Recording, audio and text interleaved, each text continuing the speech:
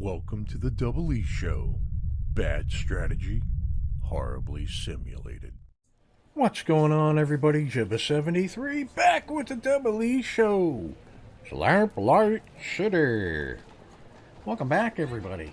When we left off last week, we had done some running around to some different spots to garner some information on who might be responsible for the madam's death by a method of fire that many believe is spontaneous combustion.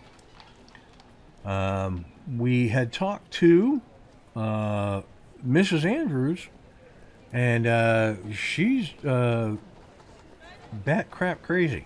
Anyway, so we're going to go back to the bank and talk to her husband and ask about that, his wife's one animal's passing. So let's do that now. Mr. Andrews. Yes? Is there anything you can tell me about your wife's old cat, Tobias? Oh, God. There's a name I was hoping never to hear again. She loved that cat. I'm sure she would have married it instead of me if she could. Mangy little bastard was always leaving a mess and knocking things over, but he was Peggy's little angel. Then one day I'd had enough, so I let him outside, and... Yes? The stupid thing managed to get itself killed. Then things got ugly. How so? Peggy got a bit carried away, and... Well, let's just say I never imagined a cat could earn someone a criminal record. The plot thickens.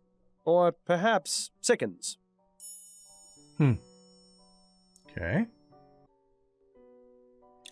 Okay.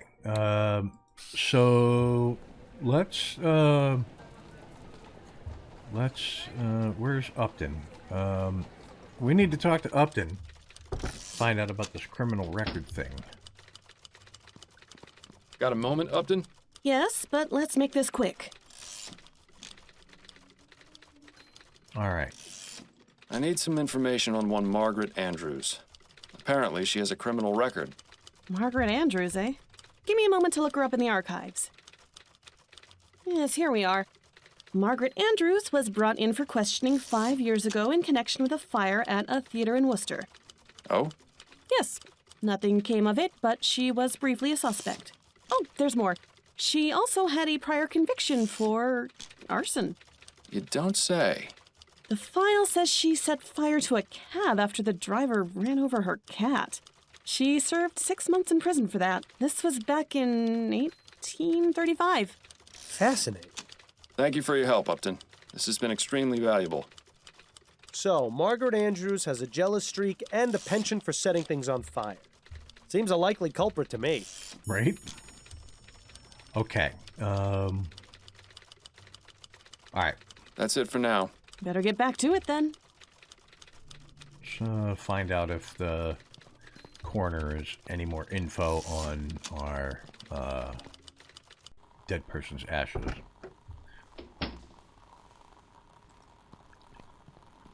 Pardon me, Edwards. Yes? Have you had a chance to look at those ashes I gave you? Yes, I have. Unfortunately, there isn't much I can tell you. The victim burned to death at a very high temperature. These ashes are greasy and putrid because of liquefied fat from the body, which burned like a candle. As to what caused her to burn, I cannot say without more evidence. I'm sorry, Miles. It's quite all right, Edwards. I appreciate the information nonetheless. Well, just so you don't go away empty-handed, have a copy of my report. Maybe it will be of some use. Oh, you know what? Thanks. That's all I needed to know for the moment. Anytime, Fordham. That Usher and Price lawyer thing or whatever, we now have proof that that she's dead. All right, okay, we're there. Go to map. These guys.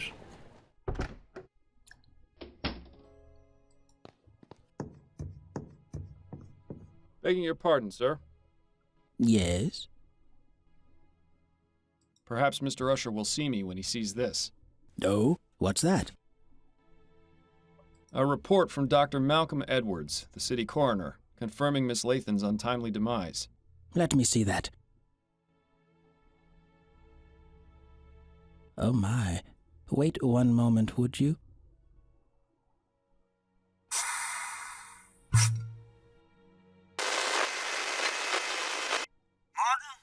What is the meaning of this? The gentleman who brought that is a private investigator. He's waiting outside to see you. Send him in, then. You heard him, Mr. Fordham. You may go inside and see Mr. Usher. Thank you kindly. Okay.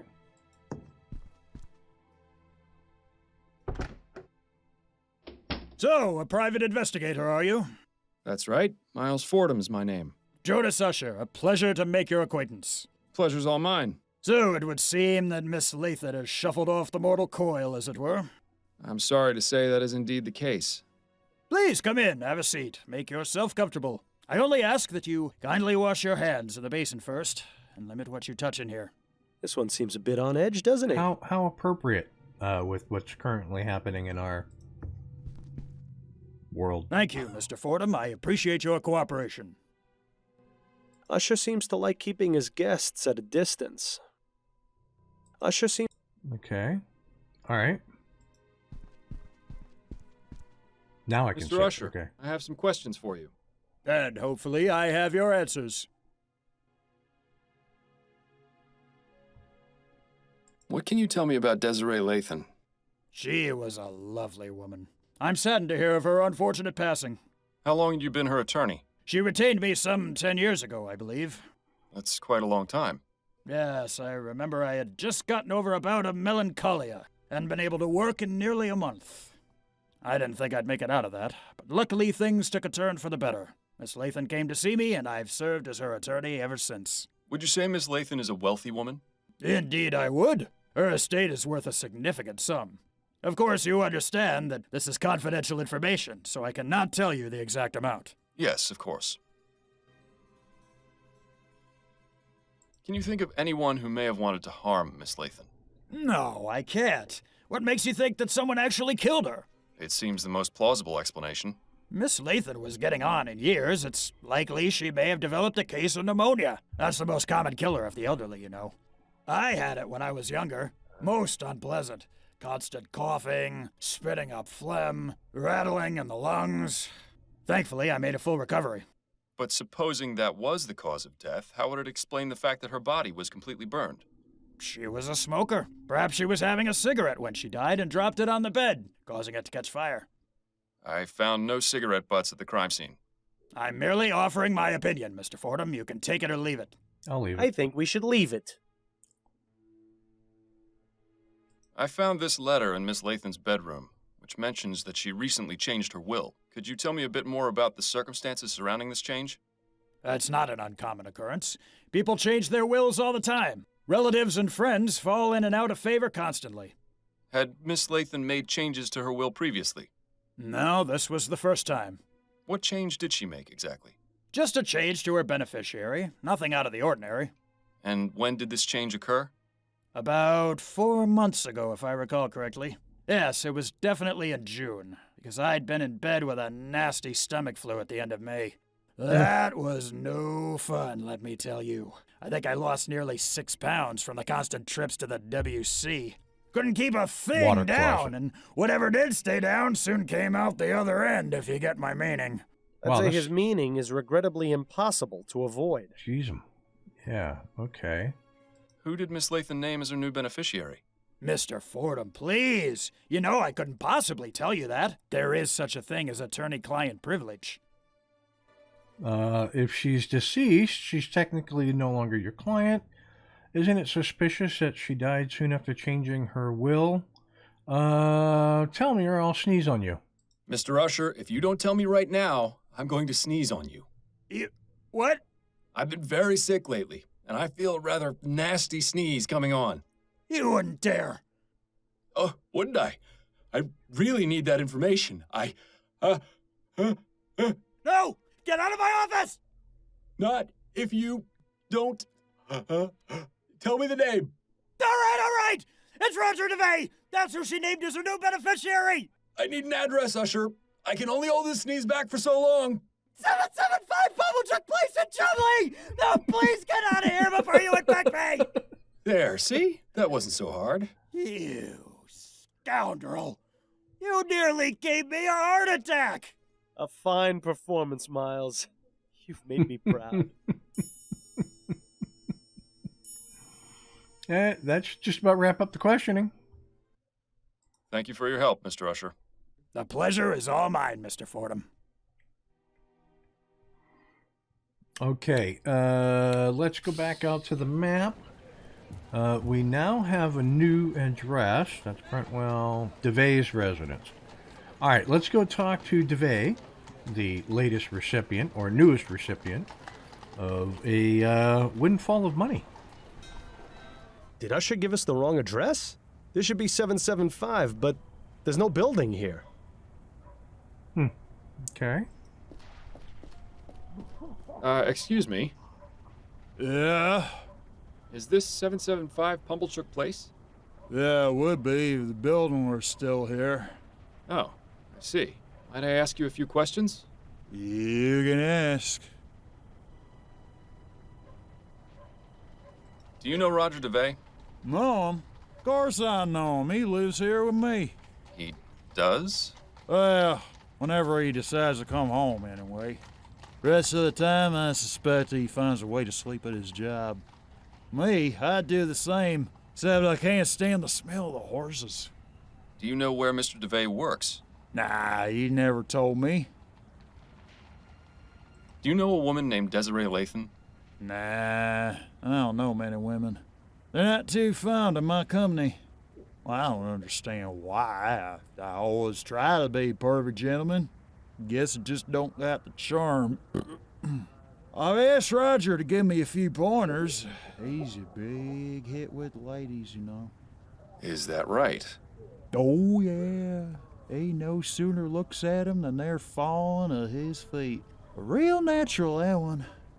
Never brings it back here, though. Always winds up staying with him, getting a free meal and a soft bed out of it. Ah, well, the bohemian lifestyle ain't for everyone. Maybe someday my luck will change. I'm sure it will change the day he decides to take a bath. Okay. Protest. You look somewhat familiar. Didn't I see you protesting outside the Harris construction yard? Yeah, I was there. What of it? Were you affected by the Ligeia disaster? Well, nobody I know was killed, if that's what you mean. So, why were you protesting the construction of the Lenore? That Devons fella promised he'd buy us a meal if we stood in the crowd. And for a free meal, I'd do just about anything. Interesting. Okay. I thank you for your time.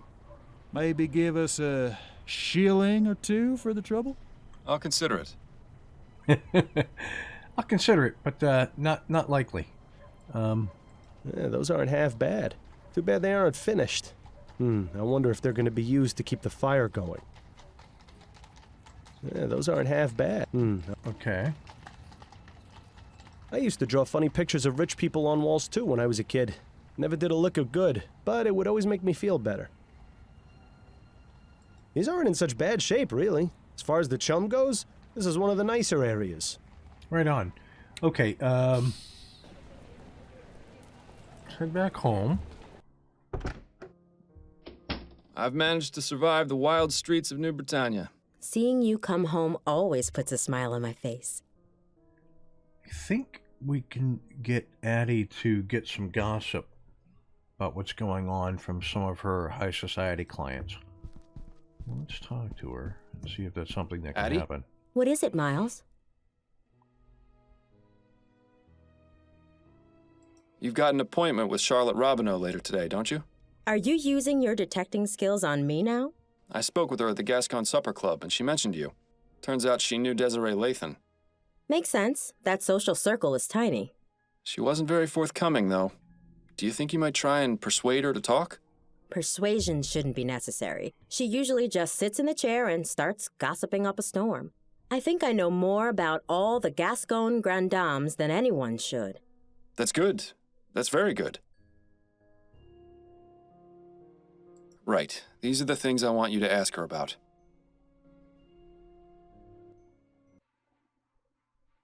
So you want me to take off about an inch, but keep enough for your curls? Yes, that's right.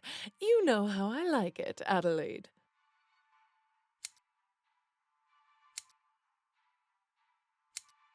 How was the Grand Dame's ball? Was your hairdo a hit? Oh, it was. All those other old biddies were practically fainting with jealousy. Truth be told, though, the evening was rather dull. Just the regular crowd of wags and gossips. You know, sometimes I envy people like you, Adelaide. People like me. Yes, you know, ordinary people. Being a member of high society can be so draining. One quite lacks a sense of purpose, of ordinary honest usefulness that comes from a good day's labor. Have you done much of that sort of labor yourself, madam? What? No, of course not. But I imagine it must be quite good for the soul, quite grounding. Just being what you are. No airs or pretense. Oh, you've missed a bit there on the left ear. Do be sure it comes out even. Certainly, madam. I was reading in the paper this morning about what happened with Desiree Lathan. Did you hear about that? Oh, such a tragedy. Poor Desi. We hadn't talked in a long time, but how terrible to think of her dying in such a horrible way. My condolences. Thank you, dear.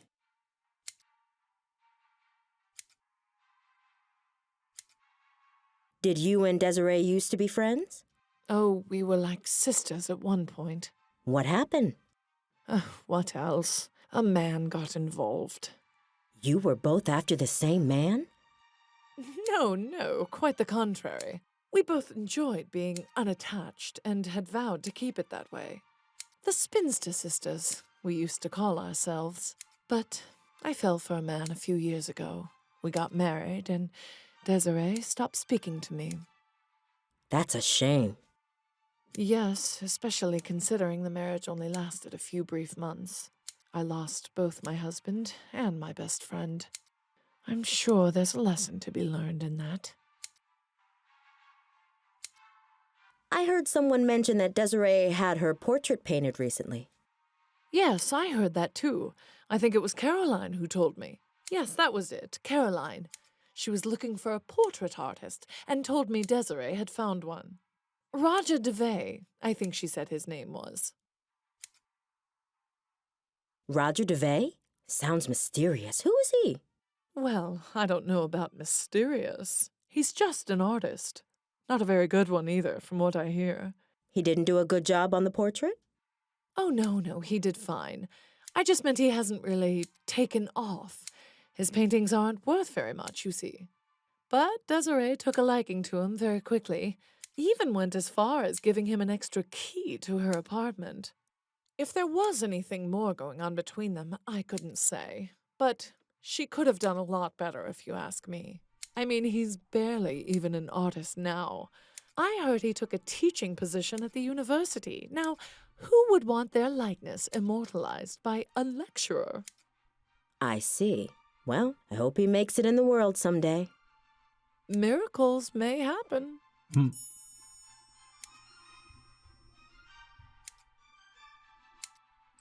Good. I think that's all finished. Thank you, Adelaide. It was a pleasure, as always. Likewise, Miss Robineau. I'll see you next week. And she didn't tip very well either. I'm sorry, dear. She sounds positively dreadful. No more than the other Gascon Grand Dames. I just hope you managed to get something useful from that. I did, because as my casebook is updated, I now have,